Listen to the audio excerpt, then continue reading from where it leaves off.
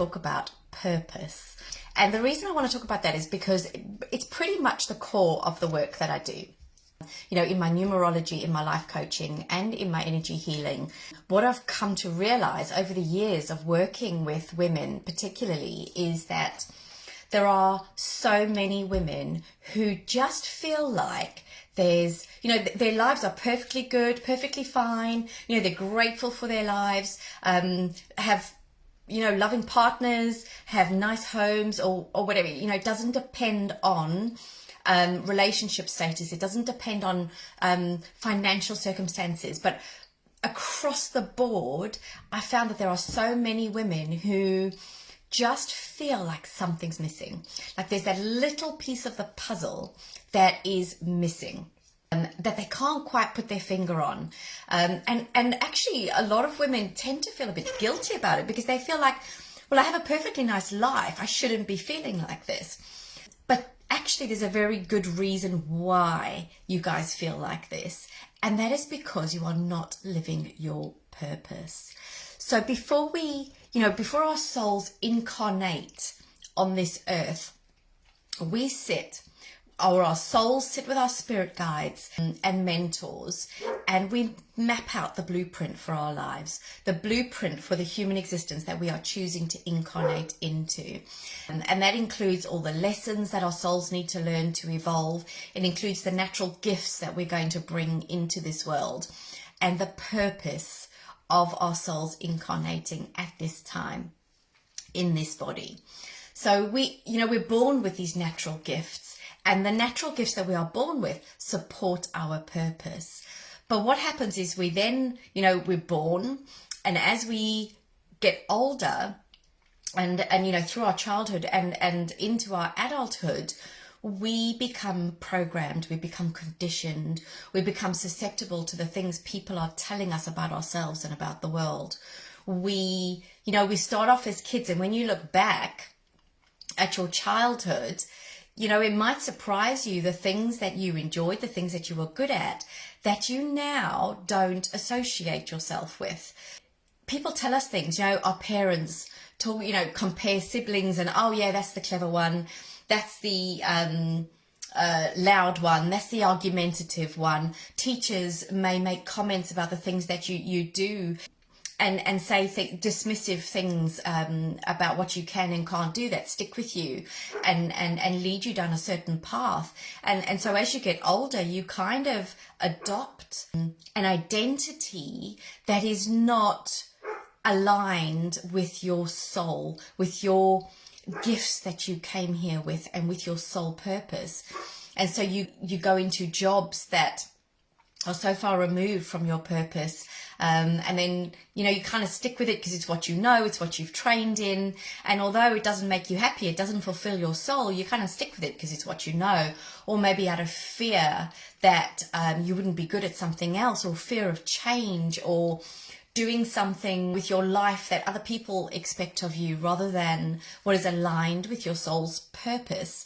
And it leads us so far away from who we are at soul level that we forget why we came here. We forget what our gifts are, and these are gifts to ourselves and the world that we can do so much good with if we just come back to our soul. And so this is why, we become so disconnected from who we truly are. And this is why we feel unfulfilled, because we are not living our purpose. There's something deep within us that has this niggling feeling that there's something we've forgotten. And there is, and it's who we are at core level and what we came here to do, our unique dharma, our unique purpose. And each one of us has them. The school system doesn't help because it likes to fit you into a little academic box, and that may not be where your gifts are. That may not be where your purpose lies. And so you feel a failure and you move away from the incredible, unique being that you are, because we are first and foremost spiritual beings living a human existence. But quite often, the longer we live in this sort of human incubator that we have, the more we feel like human beings rather than spiritual beings.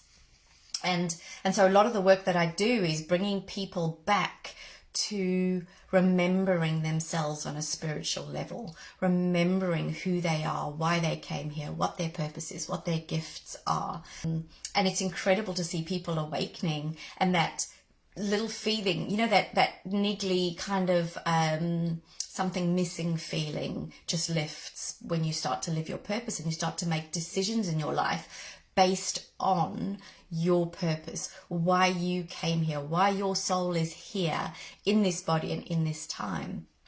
So that's incredible. And when you look back, you know, if you want a clue as to what your gifts are, if you want a clue as to what your purpose is, because many of us just have completely forgotten, then look back to your childhood. Look back and think about, what are the things that you really enjoyed? What are the things that you loved doing back then, as far back as you can remember? And that will give you a good clue. So for example, I used to love performing. I went to drama class. I was in school plays. I used to love being on the stage, performing, being in front of people.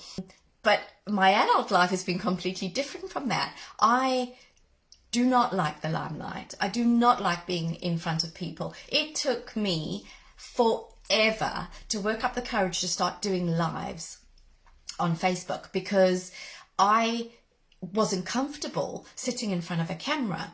So how is it that I came so far away from what my natural gifts were? Because as children, we remember our natural gifts and we embrace our natural gifts. It's only, you know, as we experience life and come up against these sort of bullshit stories that people tell us about ourselves and our limitations and who we are, that we start to come away from those natural gifts and away from our purpose. So when I started studying numerology and I worked out my life path number, which tells you all about your natural strengths and weaknesses, it tells you about your gifts, it tells you about your life purpose and the lessons you came here to learn. So my life path is a life path 3, which is all about communication. It's all about love of creativity and performing and fun and humor.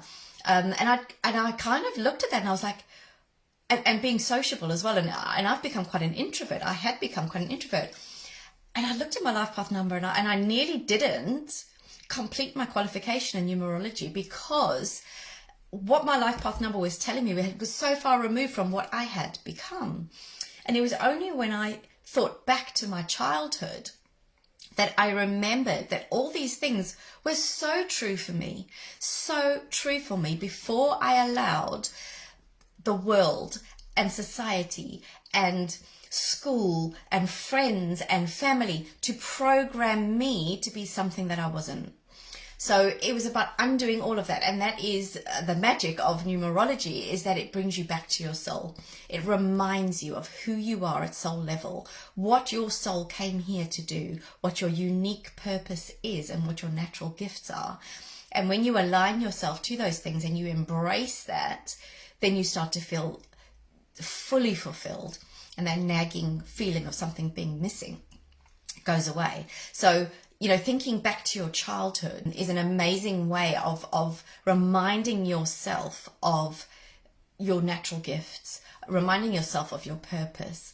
Meditation is another great way to reconnect with your soul and start remembering your soul's purpose. And so is numerology, as I've just said. That's an amazing way of reconnecting as well. So there are many different ways of coming back to your soul, and it's really important to do that, because if you don't, you will live your life however happy you are, or whatever great life you have, you will have this missing piece, just this little missing piece. And that is the one theme that I found, particularly with women over the course of my coaching experience. That is the thing that people talk about the most, that women talk about the most. You know, they say so often to me, you know, Lee, I have this amazing life. I have this lovely life, but I don't feel complete. There's just something. And that is your soul trying to remember that you came here for a purpose that your soul wants to complete before you leave this planet. You've got onto this autopilot, which, by the way, 95% of the population live on autopilot, where you just live based on these limiting beliefs that you've picked up along the way and adopted. And it is so destructive for your soul.